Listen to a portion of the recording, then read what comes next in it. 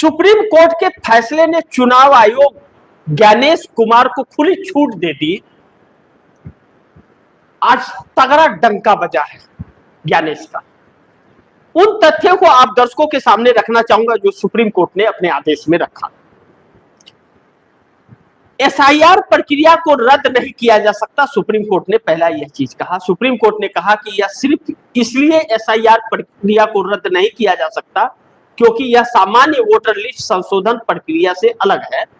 अदालत ने माना कि यह प्रक्रिया स्वतंत्र और निष्पक्ष चुनाव कराने के उद्देश्य से जुड़ी हुई है। कोर्ट ने कहा कि कानून चुनाव आयोग को किसी भी समय विशेष पुनरीक्षण कराने का अधिकार देता है, इसलिए एसआईआर को अवैध नहीं कहा जा सकता। सुप्रीम कोर्ट ने कहा कि एसआईआर प्रक्रिया जनप्रतिनिधित्व कानून और उससे जुड़े नियमों का जगह नहीं लेता।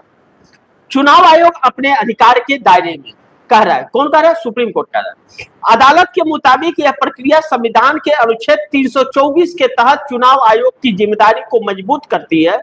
कोर्ट ने कहा कि चुनाव आयोग ने पहले अपने अधिकारों से बाहर जाकर के काम नहीं किया। सुप्रीम कोर्ट ने माना कि एसआईआर प्रक्रिया में लोगों को अपनी बात रखने के कई मौके दिए गए, जो सरासर गलत है, सरासर गलत है।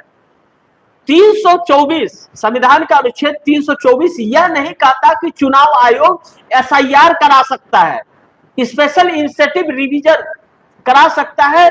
संविधान का कोई भी क्लॉथ नहीं यह कहता है। संविधान का क्लॉथ चुनाव आयोग को यह अधिकार देता है कि इनिशिएटिव रिवीजन करा सकता है। यह लोगों को गुमराह किया जा रहा है। इनिशिएटिव रिवीजन करा सकता है, स्पेशल इनिशिएटिव रिवीजन नहीं। इनिशिएटिव रिवीजन के अंदर यह प्रावधान है कि 18 साल का उम्र होने के बाद आप चुनावी प्रक्रिया का हिस्सा बनाएंगे। कोई स्थानांतरण किया है अपने स्थान का तो उसके नाम को हटाएंगे। जो इस दुनिया को छोड़ के चला गया आप उसके नाम को हटाएंगे। यह इनिशिएटिव रिवीजन होता है। और स्पेशल इनिशिएटिव रिवीजन में इस देश की नागरिकता को साबित करने के लिए चुनाव आयोग कह रहा है। जो काम गृह मंत्रालय का है वह काम चुनाव आयोग कर रहा है और सुप्रीम कोर्ट इस पर इसको नजरअंदाज कर करके और चुनाव आयोग के साथ खड़ा हो रहा है। हकीकत यह है। अब ऐसे में बड़ी दिलचस्प है, आगे सुप्रीम कोर्ट कहता है इसमें कुछ भी मनमाना नहीं। सुप्रीम कोर्ट कह रहा है, सुप्रीम कोर्ट कह रहा है अदालत ने कहा कि नोटिस देने और सुनवाई जैसे जरूरी सुरक्षा उपाय इस प्रक्रिया में मौजूद थे।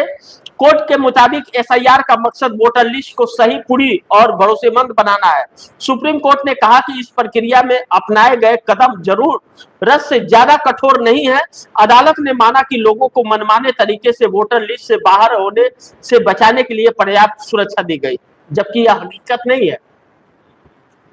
बंगाल के अंदर 34 लाख लोगों को, 91 लाख लोगों के नाम कटे और 34 लाख लोगों की सुनवाई ही नहीं की। और जिस जज ने सुनवाई की और क्लियरिफिकेशन दिया कि यह वोट डाल सकते हैं, उसको चुनाव आयोग ने डिलीट कर दिया। इसको लेकर के कोलकाता के हाईकोर्ट के जज ने इस्तीफा दे दिया था। यह सच है। यानी कि न्यायपालिका से लेकर के संवैधानिक संस्थाएं, अफसर, हर कोई इस सरकार और चुनाव आयोग के साथ खड़ा हो गया है। न्याय आप नहीं मांग सकते।